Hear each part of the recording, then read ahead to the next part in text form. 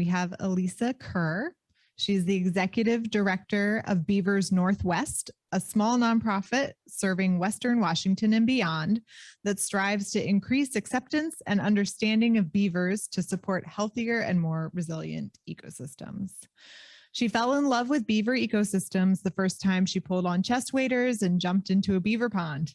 Since 2017, she has been helping landowners and land managers to live with beavers and teaching anyone who will listen about the benefits of beavers. Thank you so much. As mentioned, I'm Elyssa Kerr. I work with Beavers Northwest. I've been with Beavers Northwest since 2017. I started as the executive director in 2019. And I've been doing a lot of work. This is me standing on that dam Alexa just talked about at the Silverside Channel. So I've been installing flow devices, and primarily we focus a lot on coexistence in addition to all the other fun outreach and education that we do. So a lot of my work I've learned from a lot of great mentors. Ben Brenner taught me a lot about what I know about pond levelers, which subsequently was learned from all of the amazing practitioners that came before us, like Skip and Mike. And so I owe a lot to all the people that have really inspired coexistence in this region. But as mentioned, I've also traveled around. So I got a chance to go to the Methow and help Alexa with their first coexistence device. And I also got a chance to travel to Montana. And if you get a chance to see Alyssa's talk tomorrow, you'll hopefully see more pictures of us playing in the water like this. But I love nothing more than teaching folks about beavers and about beaver coexistence. So I did present at the 2019 State of the Beaver, which some folks may remember.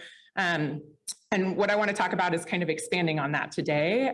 We have some really specific regulations in Washington around these flow devices like pond levelers. And I kind of want to explore that and talk about some of the innovations we've been working on in our region to try and meet some of these kind of wacky regulations that we're dealing with. So Washington is governed by the Washington Administrative Code, the WAC. We have this very wacky WAC that pertains very specifically to beaver devices. Water level control device installation. This is going to be a lot of words. I'm just going to read it to you and then we're going to dive into it, okay? So water level control device installation, amazing, we're addressing that. They've accepted this, it's in the code, but it's written so weird. Number one, design and install water level control devices so that during low flow, when beavers are more actively increasing dam height, the flow passes through the device and maintains fish passage. So this is our first mandate. We must keep flow moving through the device, even during low flow periods. B says design and install water level control devices so that during low flows, the device will convey enough flow over and around the dam to pass fish. Or you can design and install a water level control device that also functions as a fish ladder. So this is specifically pertaining to Washington. We're talking about those salmonids that Alexa just gave us a perfect primer on. And what I want to focus on is these words here. During low flows, we have to be maintaining flow through the device, and we have to be maintaining flow over and around the dam. It just drives my head wild. So I want to kind of explore this as we talk about pond levelers and think about fish in our state. There's another important piece to this conversation is that pipes that we utilize for pond levelers look a lot like a culvert to a lot of people. And there are really specific culvert regulations in Washington as well in order to maintain fish passage. A lot of culverts were placed too small, they were perched, they make it really difficult for fish to move through our systems. And so when some fish bios look at a pond leveler, they go, that's a culvert. And we need to think of it like a culvert. And so that adds a complication to this wacky whack that I've already presented. So when we are installing these pond levelers or other flow devices, we're really trying to approach this from the concept of how do we maintain natural fish passage over a beaver dam, even though we're modifying that dam? How do we keep that fish passage the same as it would be even if we didn't touch the dam? So as Alexa talked a little bit about, I want to kind of examine what does fish passage over a beaver dam look like.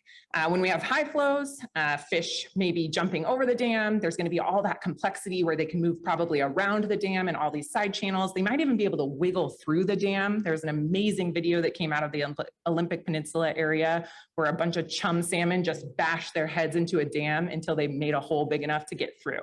It's amazing and wild. And that is a great example of fish finding a way to make their way through these beaver dams. So this is what it looks like during high flow. And that's typically when our adult salmon are migrating upstream. When we get these big rain events is when they're migrating upstream to spawn.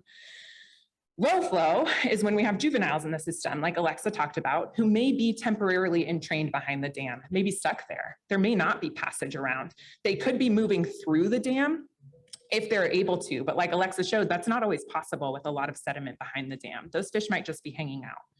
And then Elyssa also mentioned that freeboard that happens. And this is kind of a natural process. During some low flows, our ponds dry up a little bit. We'll have some freeboard in the dam where that water is not flowing over the top.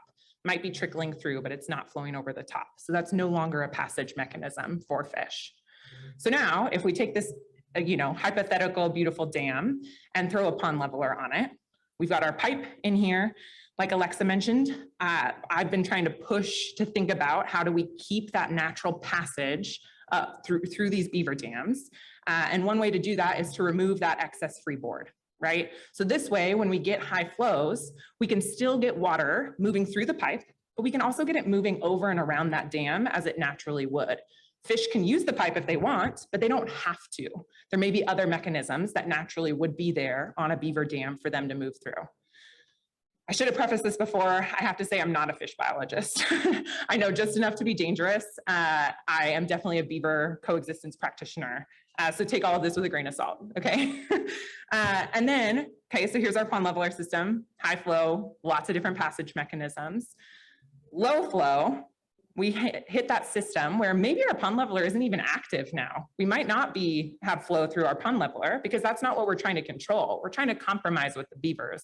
We don't want excess flooding, right? We want just to maintain a pond that can exist. So we might get flow through the dam. That fish may be able to use those interstitial spaces, maybe not. We might need to install an awesome juvenile fish passage device like Elyssa showed. But this doesn't jive very well with that wacky whack. Remember, we have to, during low flows, maintain flow through the device, and during low flows, maintain flow over and around the dam. And this just makes no sense to me. It takes a lot of thought to really thoughtfully develop a flow device. As Elyssa mentioned, we need to be considering the lodge entrance locations. We need to be considering the compromise, right? We don't want to just drain a beaver pond. We're trying to coexist with the beavers. So this is kind of all the complexities that we have to think about. And then in order to install a flow device in Washington, I have to get a permit. And everybody looks at this, all my regulators in my region very specifically, and they say, no, you can't do a pond leveler.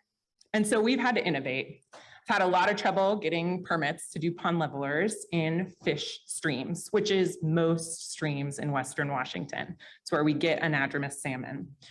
And so we've had to be really creative. So where we've gone is we've kind of created a new device from the suggestions of some of our regulators and some collaborations with some colleagues. So what we decided is culvert exclusion fences are a standard practice that is still permittable. These still allow fish to move through. The theory here is we're using cattle panel fencing that is 6 inches by 8 inches mesh. And so what that looks like is, here's our 6 inch by 8 inch mesh. A salmon, even an adult, could swim right through. Beautiful, everybody loves it, they agree. But a beaver, theoretically, carrying a stick is not going to be able to get in there, right? We're blocking them from getting in there. And so what we decided to do is take this culvert exclusion fence theory, utilize the same materials, and apply it to freestanding dams instead of culverts. And so what we came up with is this, unnameable device called a notch exclusion fence, a perma-notch or a notch exclusion device. We've called them NEFs, we've called them NEDs. We started installing them about 1.5 years ago. The idea being that we are removing some dam material and then installing a fence around it. Looks really similar, the starting process looks really similar to how we would install a pond leveler. Normally we just throw a pipe in that nice, beautiful notch. And instead we're building these funky fences. So this has gone through a lot of iterations. These are 2 examples of some early ones, one installed by myself and one installed by our colleagues at Snohomish County. And so I wanna show you just kind of the evolution of how these have gone. Like I said, these are 2 early examples. This is another really early example. We started pretty small. This was only about 10 feet long. A small notch. This was on a private landowner's property. And we were like, wow, we did it. We did this. We've solved the pond leveler problem in Washington. That's amazing. But in the immortal words of Kenny Roger, You can never count your money when beavers are at the table. So unfortunately, the first challenge we ran into is that beavers just shoved material inside the fence, as you might imagine. So here's two images when we first installed it, and then about 2 weeks later when beavers had just gone crazy listening to that sound of water and shoved a bunch of sticks inside. And so we went back to the drawing board. We were scratching our heads for a while. And this is kind of our early design image, right? So you've got flow moving from left to right.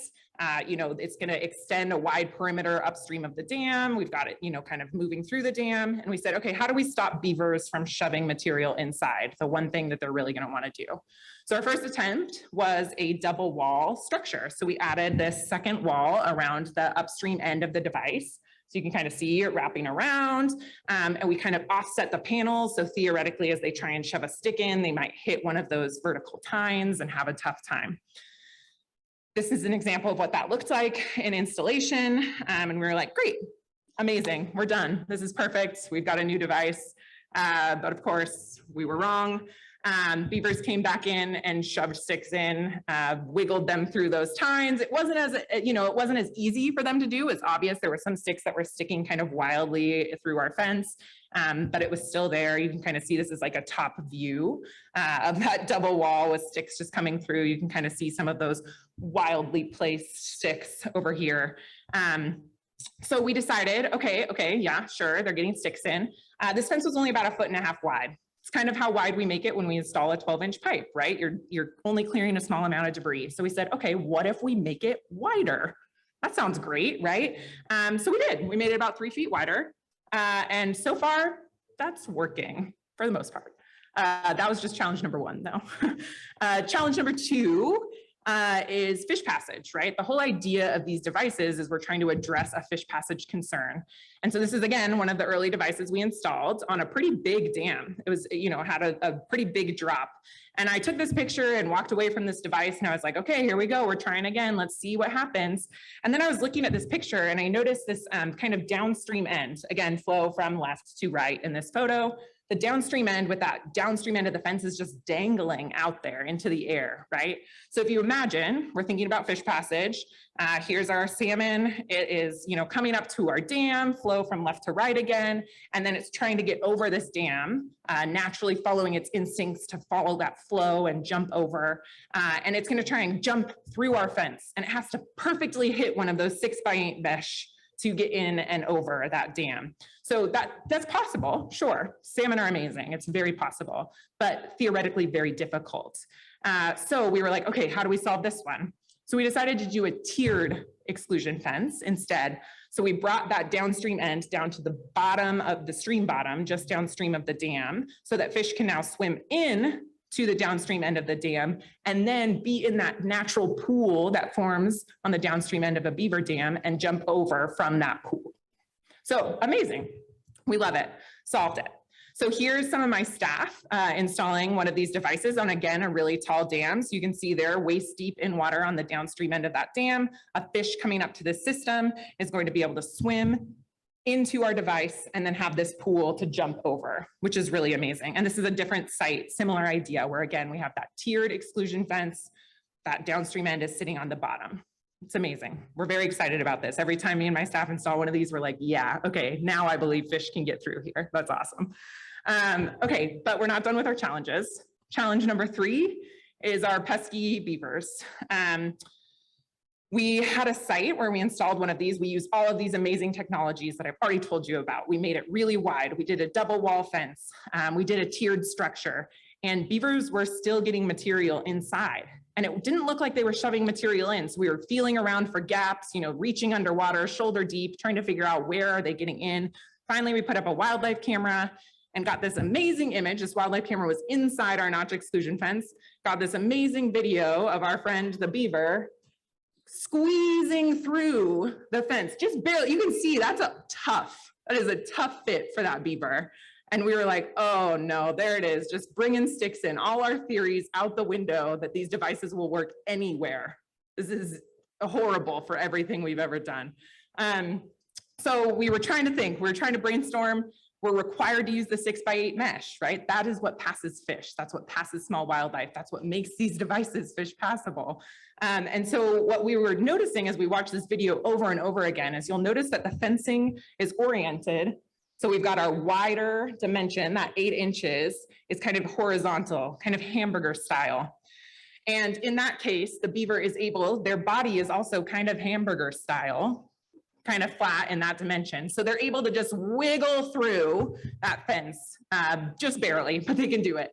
So we decided, what if we just turn it and make it a different size, kind of, right? And then the beavers will bounce right off. They can't even get in there. Will this work? Your guess is as good as mine. We're trying it on a few sites. We're gonna see how it goes. So far, beavers aren't getting into the fences that we've installed, just with a different orientation. Hopefully they don't start learning to turn their bodies too much with those sticks in their mouths. We'll see. So some of the benefits of these devices that we're doing, there's a lot of negatives that I've given you here, but there are also some benefits to these devices that we're trying to see the silver lining in these silly, silly things. Some of those benefits are cheap materials. Pipes are very expensive and getting more and more expensive and harder to come by. And so materials cost is half, if not a quarter, of what it is for installing a pond leveler in some cases. They're fairly easy to install. We don't need any awesome material to float our cages out deep into the pond. We can extend and modify these devices really easily. We have had some that we've had to make longer or wider, and it's pretty easy to move them around and modify them. Theoretically, it's a great fish passage option and doesn't have as many questions. I still think there's a lot of questions about fish passage in general with any float device, but theoretically, this is satisfying some of our biologists who had concerns. Next steps, we're really just continuing to monitor. We probably have at least a dozen of these devices that we've installed in the last year or so. We're continuing to gather data on these devices, make modifications, put up wildlife cameras to see how beavers are interacting with them, and really assessing their impact to fish in a very casual way. No extreme studies yet. And we're continuing to just establish those best management practices and better understand ways that we can install flow devices that maybe are a little different, and just continuing to innovate. So these are some of my amazing staff members, and I'm so grateful to them and all of their fun and joy and helping me wiggle through these weird devices and figure out how we can think like a beaver and trying to feed them. So I have wonderful people surrounding me, and of course, so much support from everybody. So just want to thank my team. If you want to get in touch with me, my email is elyssa@beaversnw.org. I have so much support all over and all around. And I think I'm ready for a beer. So I hope you had a lot of fun today, but if you have lots of questions for me, let's just chat over a beer. How's that sound? Great.